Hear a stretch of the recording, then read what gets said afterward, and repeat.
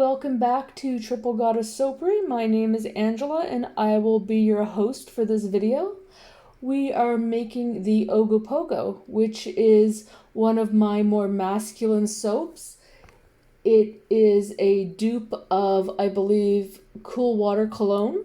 It's quite a light scent, but it's quite nice. I quite like it. And this is a restock.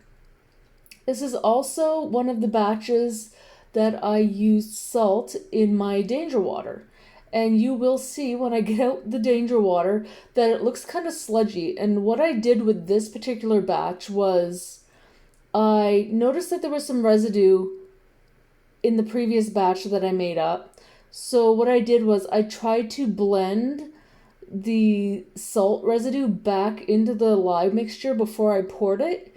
You can see right here, it's kind of sludgy there at the end. And I recommend not doing that.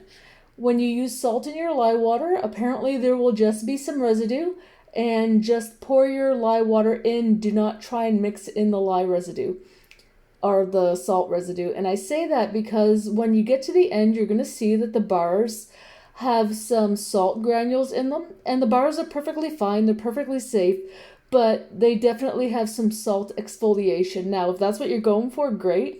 That wasn't what I was going for, but that's what we got, and that's the way it is. But the bars still look good, and they're still safe, and they're still good to sell, so all is good there. So in this recipe, this is my base recipe that I use for most of my soaps, and I have broken it out into 3 colors. I have a dark green and a medium royal blue-like color, and I also have some charcoal. And I will say that I should have lightened up the green a little bit more, because when you get to the end, there's not a whole lot of contrast between the green and the blue. But like I said, it still looks good, and I do still like it, so it is what it is. But yeah, this is this was a group of soaps that I made over the course of basically a week, because I really needed to, back in April, I needed to pump out a lot of soap at the beginning of April, because I had a market on May 13th and I was really low on inventory. So one thing I will say, that if your busy season is April at your day job, if you're a gardener, and if you're a soap maker who wants to do markets, choosing a market in the middle of May is probably a bad idea. Holy crap, April and May have been so busy, and I am quite far behind posting videos. Because like I said, I believe this video was recorded the first week of April, and it is May 24th when I'm doing this voiceover, and you will see this video probably the first week of June.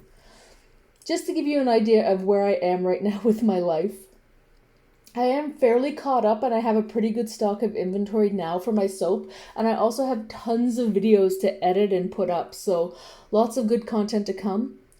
I do plan this week on making 1 custom order soap for a 60th birthday party, and I'm also going to be restocking 3 or 4 of my Sabbath soaps, as well as my Triple Goddess signature soap, which is scented in the perfume that I wear, that I quite love. So I'm quite excited for that. And those soaps are in the shape of moons. They are triple goddesses. Alright, so if you're still watching, I thank you for that. If you enjoy my content and listening to me ramble, please consider hitting the like button and subscribing for more soapy content. I make lotions, I make creams, I make deodorant now apparently. Dish soaps, as well as shampoo, conditioners, and all sorts of fun things. And I like to post all over TikTok, Instagram, Facebook, and YouTube about everything that I'm up to. And I would love for you to join me. Alright, so we've got it all mixed up, and this fragrance does behave quite well in cold processed soap, as you can see. And this green is just absolutely gorgeous. I think it might be called Mermaid. I'm not 100% sure. I'll have to look that up. If you're interested to know, just post a comment and I will look it up for you. But it's quite pretty and pearlescent. I quite like it. And because this is one of my more masculine soaps, I don't do anything super fancy. I just do a bit of a drop pour or drop swirl and I make a little bit of a mess. I don't do anything spectacular to the top. I do a little bit of a design with this one. And of course, there's no eco glitter.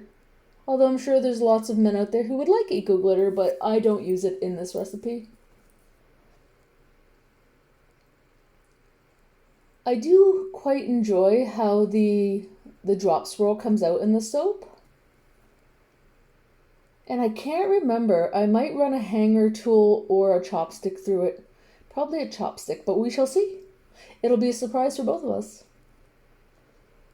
You can see in the pour, like, there is some definition between the green and the blue, but when it saponifies, once I cut the bars, it really is much, much more difficult to see.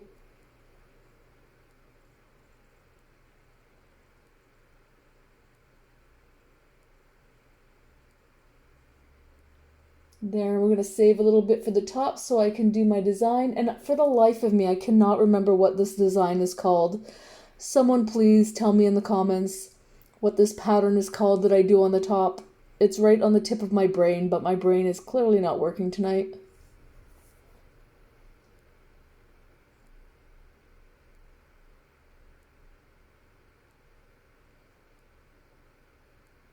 So I'd love to hear from you. Are you watching this video because you're a soap maker and you just like watching people make soap? Because honestly, I watch so many soap makers and so many videos.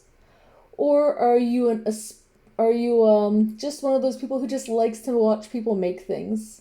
Or are you perhaps looking for inspiration for your next soap? Or maybe the courage to finally make soap because working with sodium hydroxide is terrifying. I will say that now that it is May, this is my 1-year soap-iversary. I am just seeing things coming up in my Facebook memories telling me that it was this week a year ago, the first time I ever made soap. And if you follow me on Facebook, you will see some of those memories popping up that I'm sharing. I didn't actually start my Facebook page until May 31st, but I was posting on my personal Facebook. So you'll see there that I'm sharing pictures of my very first soaps, and they actually turned out so well. I credit a lot of that to the fact that I was watching tons of YouTube videos before I started making soap. Ellie's Everyday, as well as Lovely Greens, both on YouTube, have amazing tutorials. And they really walk you through all of the safety protocols, which are so important. I cannot stress enough how important it is to be safe when you're working with sodium hydroxide. But that is a rant for another video. I will not lecture you today on your safety protocols and safety gear. Just know that if you are not using proper safety protocols, I am not watching your videos and I am not liking you or subscribing you. Sorry, but not sorry. Safety is important, and teaching bad habits is a really awful thing to do to new soap makers. Anyway, I said I wasn't going to rant, so let's not rant. Alright, so I got my tops ready to go here. What is this called, people? Someone tell me. And I made them kind of thick. I probably should have gone a little thinner with my strokes here, but whatever. It is what it is. We're just going to do a couple of twirls around here. And voila! Look how beautiful that is. Very simple and very gorgeous. And look how defined and beautiful those colors are. They're very strikingly different right now when the soap is wet. But once it saponifies, it definitely mutes the colors a lot, and you really don't see a lot of definition between that blue and that green. So I guess I'm glad I put the black in the middle. And zip, zip, zip. And look at that. I'm always so pleased with the way this top comes out. It's very pretty, very simple, and elegant. And I think it really does appeal to everyone, and particularly my male customers. What are your favorite scents to use in your more masculine soaps? Drop a comment below and let me know, because I only have 2 right now. I also have a cedar wooden patchouli, and I have I believe a sandalwood and patchouli, and then I have just a basic vanilla, which I consider my more masculine scents. but I would love to work something new into the rotation. If you have any suggestions for me, let me know in a comment. So here we go. And you can see the little dots. I sped this up a little bit, I apologize. But you can see there's some little dots in the soap, and that's from the salt that I mixed in instead of just pouring my lye water and not mixing in all that residue.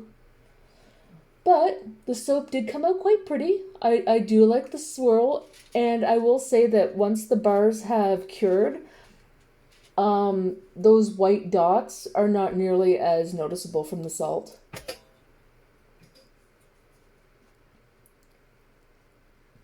So yeah, I'm quite happy with this soap. Also, I'd like to just say again, thank you so much for watching my video. If you've gotten this far, you probably already have liked the video and hit the subscribe button.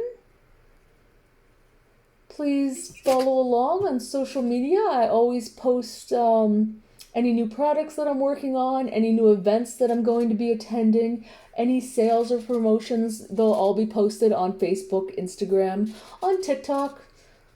I post a lot of shorts as well, as I'm sure you probably noticed, but I also post on some videos and different content on TikTok and on Instagram. So yeah, that is the Ogopogo. And oh, before we sign off, I should say, if you don't know what the Ogopogo is, you should look it up. It's quite a fun little story and specific to British Columbia. Thanks for watching. Ciao for now.